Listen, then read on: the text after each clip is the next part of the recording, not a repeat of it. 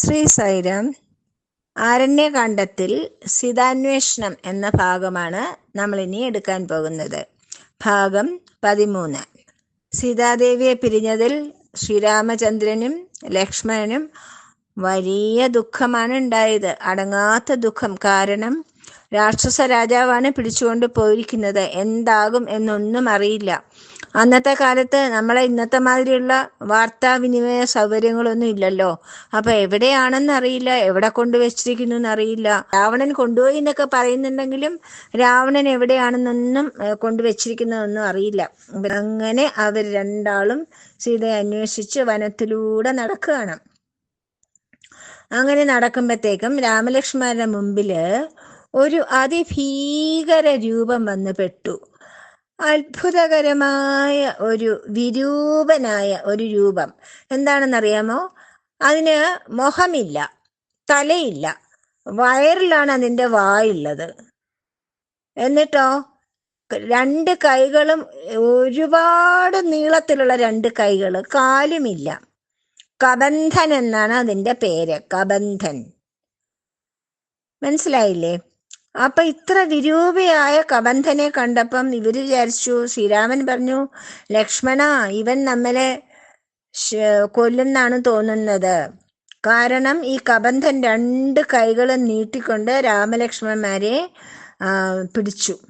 പിടിച്ചിട്ട് എന്തായാലും ചെയ്യാറിയോ? സാധാരണ ഇരകളെ പിടിക്കുന്ന അങ്ങനെയാണ്. രണ്ട് കൈകളുണ്ടും പിടിച്ച് വയറിനടുത്തേക്ക് വെച്ചിട്ട് വായിക്കാത്തിട്ടങ്ങ് വിഴുങ്ങും. അങ്ങനെയാണ് ചെയ്യുന്നത്. അപ്പോൾ ശ്രീരാമനും ലക്ഷ്മണനും പറഞ്ഞു, നമ്മൾ അയാളുടെ കൈകളിൽ പെട്ടു കഴിഞ്ഞു, ഇനി രക്ഷയില്ലെന്നാണ് തോന്നുന്നത് എന്ന് പറഞ്ഞപ്പോൾ ലക്ഷ്മണൻ പറഞ്ഞു, ജ്യേഷ്ഠ, നമുക്ക് അവൻ്റെ കൈ മുറിച്ചു കളയാം എന്ന്. അപ്പോൾ ശ്രീരാമൻ ഒരു കൈയും ലക്ഷ്മണൻ മറ്റേ കൈയും മുറിച്ചു കളഞ്ഞു. തൻ്റെ കൈകൾ മുറിച്ചപ്പോഴത്തേക്കും ഈ രാക്ഷസന് വലിയ അത്ഭുതമായി. ആ രാക്ഷസൻ പറഞ്ഞു, നിങ്ങൾ ആരാണ്? ഞാൻ അഷ്ടാവക്രൻ എന്നൊരു മഹർഷി ഉണ്ടായിരുന്നു. അഷ്ടാവക്രൻ എന്ന് വെച്ചാൽ എന്താ അർത്ഥം? 8 വളവുകൾ ശരീരത്തിലുള്ള ആൾ. ജന്മനാ തന്നെ മഹാജ്ഞാനിയായിരുന്നു. പക്ഷേ ദേഹത്തിന് 8 വളവുള്ള വളരെ വിരൂപമായ ഒരു രൂപമാണ് അദ്ദേഹത്തിന് ഉണ്ടായിരുന്നത്. അത് കണ്ടപ്പോൾ ഞാൻ അദ്ദേഹത്തെ കളിയാക്കി ചിരിച്ചു, പരിഹസിച്ചു. അതിൻ്റെ ഫലമായിട്ട് അദ്ദേഹം എന്നെ വളരെ വിരൂപയായ രൂപം, നിനക്ക് രൂപത്തിലല്ലേ അഹങ്കാരം, അതുകൊണ്ട് നിന്റെ രൂപം വളരെ വിരൂപമായി പോകട്ടെ എന്ന് ശപിച്ചു.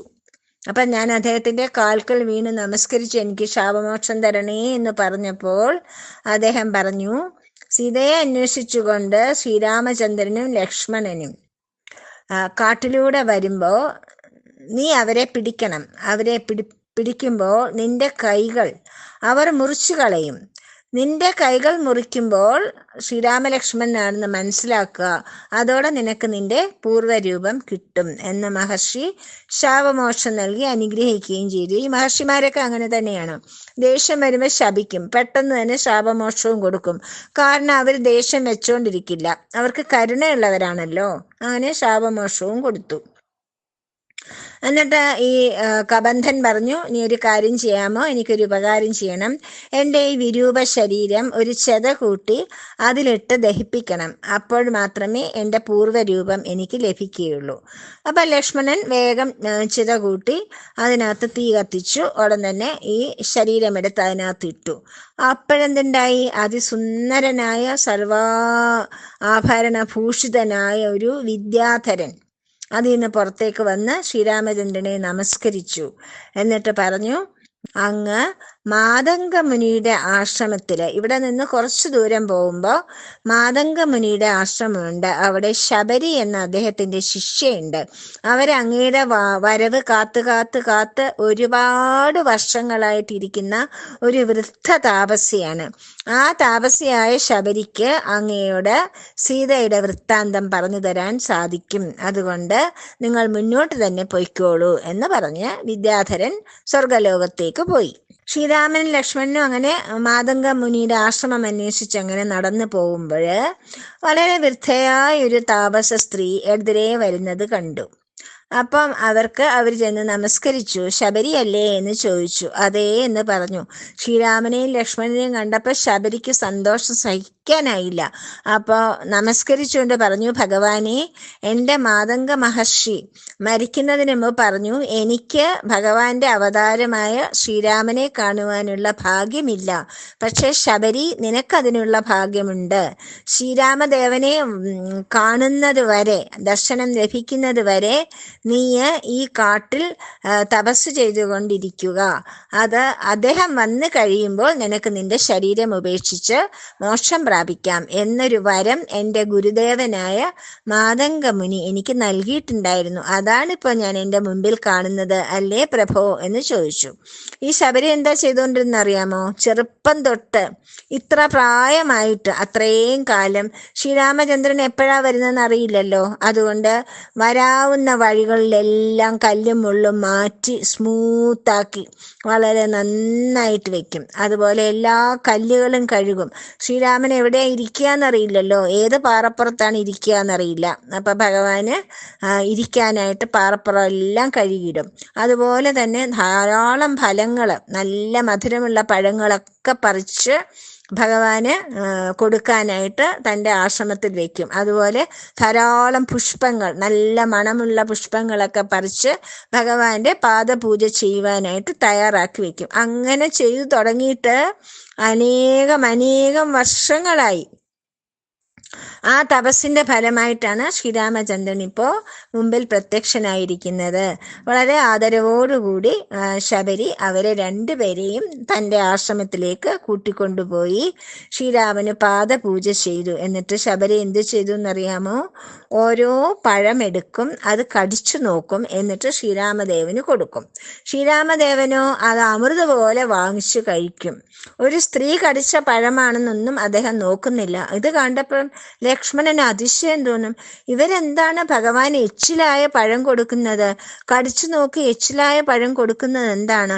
ഭഗവാൻ അത് എത്ര സന്തോഷത്തോടു കൂടി വാങ്ങിച്ചു കഴിക്കുന്നു. ജ്യേഷ്ഠൻ എന്താണ് ഇങ്ങനെ ചെയ്യുന്നത് എന്ന് ശ്രീരാമചന്ദ്രനോട് ലക്ഷ്മണൻ ചോദിച്ചു. അപ്പോൾ പറഞ്ഞു, ലക്ഷ്മണ, ശബരി എന്താണ് ചെയ്തതെന്ന് നിനക്കറിയാമോ? ഓരോ പഴവും കടിച്ചു നോക്കിക്കൊണ്ട് മധുരമുണ്ടെങ്കിൽ മാത്രമേ എനിക്ക് നൽകുകയുള്ളൂ, മധുരമില്ലാത്ത പഴം ശബരി ഉപേക്ഷിക്കും. എനിക്ക് ഏറ്റവും നല്ലത് തരുവാൻ ആ മനസ്ഥിതിയോടുകൂടി എൻ്റെ ഭക്ത എന്ത് ചെയ്താലും, എൻ്റെ ഭക്തർ എന്ത് ചെയ്താലും അതെനിക്ക് അമൃത പോലെ ഞാൻ സ്വീകരിക്കും. അതാണ് നീ കണ്ടുകൊണ്ടിരിക്കുന്നത് എന്ന് പറഞ്ഞു. ശബരിക്ക് വളരെ സന്തോഷമായി. ശബരി വേഗം ദശകണ്ഠനായ രാവണൻ ലങ്ക എന്ന ദ്വീപിലേക്കാണ് സീതാദേവിയെ കൊണ്ടുപോയിരിക്കുന്നത് എന്ന് പറഞ്ഞു. എന്നിട്ട് പറഞ്ഞു, നിങ്ങൾക്ക് സീതാന്വേഷണത്തിൽ സഹായിക്കാനായിട്ട് നിങ്ങൾ രണ്ടുപേരും മാത്രമായാൽ പോരല്ലോ, രാവണനെ എതിർക്കാനും നിങ്ങൾ രണ്ടുപേരും മാത്രം പോരല്ലോ, നിങ്ങൾക്ക് സൈന്യം ഉണ്ടാവണ്ടേ? അതുകൊണ്ട് ഇവിടെ നിന്ന് നിങ്ങൾ ഇങ്ങനെ നടന്നു പോകുമ്പം ഋഷ്യമൂകാചലം എന്നൊരു പർവ്വതം വരും. ആ പർവ്വതത്തിന്റെ താഴെ കൂടെ ഇങ്ങനെ നടക്കുമ്പോൾ ആ പർവ്വതത്തിന്റെ മുകളിൽ താമസിക്കുന്നത് സുഗ്രീവനാണ്. സുഗ്രീവൻ എന്ന് വെച്ചാൽ കിഷ്കിന്ധ രാജ്യത്തിലെ രാജാവായ ബാലി അടിച്ചോട്ടിച്ച അനിയനാണ്. ബാലി കയറാ മല, ബാലിക്ക് വരാൻ വയ്യാത്തൊരു മലയായതുകൊണ്ട് അവിടെ അഭയം തേടിയിരിക്കുകയാണ്. അവിടെ ഹനുമാനും വേറെ 3 മന്ത്രിമാരുമായിട്ട് സുഗ്രീവൻ താമസിക്കുന്നുണ്ട്. അപ്പൊ സുഗ്രീവനുമായിട്ട് സഖ്യം ചെയ്യണം. സുഗ്രീവനുമായിട്ട് സഖ്യം ചെയ്താൽ അദ്ദേഹം സീതാദേവിയെ കണ്ടുപിടിക്കുവാനും രാവണനോട് യുദ്ധം ചെയ്യുവാനും അങ്ങയെ സഹായിക്കും എന്ന് ശബരി പറഞ്ഞു. അതിനുശേഷം ശബരി പറഞ്ഞു, സ്വാമി, ഞാൻ ഇത്ര കാലമായിട്ടും എൻ്റെ തപസ്സിന്റെ ഫലമാണ് അങ്ങയുടെ ദർശനം എനിക്ക് ലഭിച്ചത്, സംഭാഷണം ലഭിച്ചത്, സ്പർശനം ലഭിച്ചത്. ഞാൻ ധന്യയായിരിക്കുന്നു. അതുകൊണ്ട് ഇനി ഞാൻ പൊയ്ക്കോട്ടെ, എനിക്ക് മുക്തി നൽകിയാലും എന്ന് പറഞ്ഞു. അങ്ങനെ എന്ത് ചെയ്തു ശബരി? ഇത്ര കാലമായിട്ടുള്ള തപസ്സുകൊണ്ട് ശബരിക്ക് ഒരുപാട് സിദ്ധികൾ ഉണ്ടായിട്ടുണ്ട്. ആ സിദ്ധി കൊണ്ട് തന്നെ ശബരി സ്വയം അഗ്നി ഉണ്ടാക്കി അതിൽ തന്നെ ദഹിച്ച് ഭസ്മമായി ദേഹത്യാഗം ചെയ്തു. അങ്ങനെ മോക്ഷം നേടി ഭഗവാനിൽ തന്നെ ലയിച്ചു.